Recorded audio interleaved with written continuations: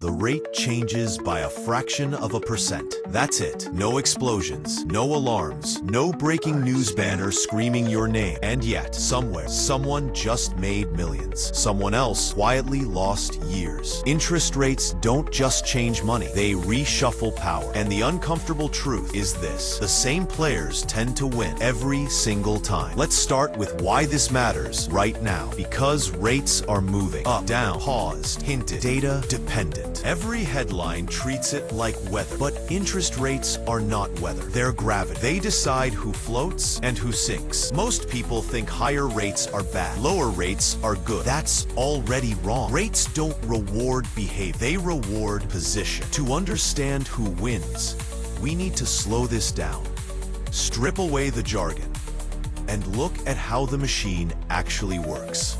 Imagine money as water in a system of pipes. Interest rates control the pressure. When pressure rises, water doesn't disappear. It rushes toward the strongest pipes. When pressure falls, water doesn't become fair. It floods whoever is already connected. The central bank doesn't give money to people. It gives conditions to banks. Banks decide where money goes. That's the first quiet winner. Banks borrow short and lend long. They always have. When rates rise, their loans reprice faster than their deposits. They pay you a little more. They charge borrowers a lot more. That gap is profit. When rates fall, they refinance. They restructure. They keep volume high. Either way, they're in the middle. They don't need rates to be high or low. They need rates to move. Volatility is oxygen. Now look at governments. Governments are the biggest borrowers on earth. They owe money that never truly gets paid off. When rates are low, governments borrow cheaply and quietly. Deficits feel painless. Spending looks free. When rates rise, something strange happens. They don't stop borrowing. They inflate it away. Higher rates slow the economy. Slower economies justify stimulus. Stimulus creates more debt. And that debt is paid back with future money worth less.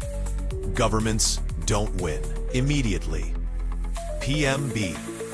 They win over time. Next are large corporations, not startups.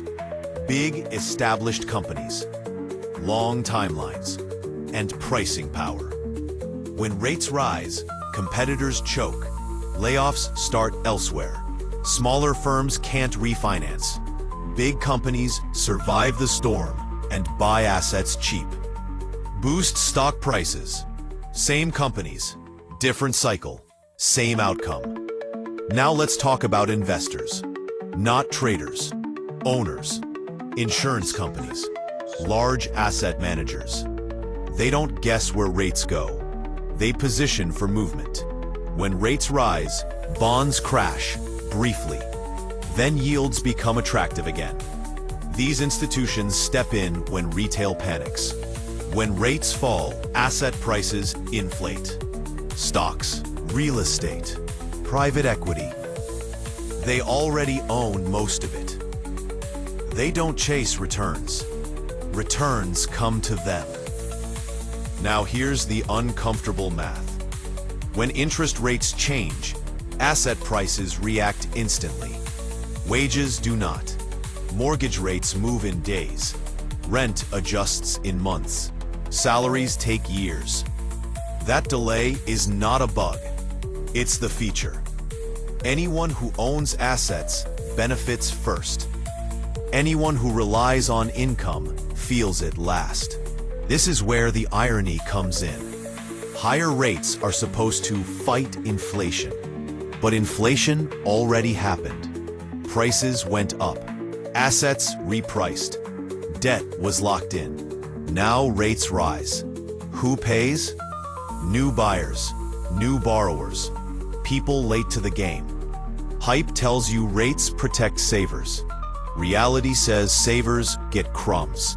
After inflation, after taxes.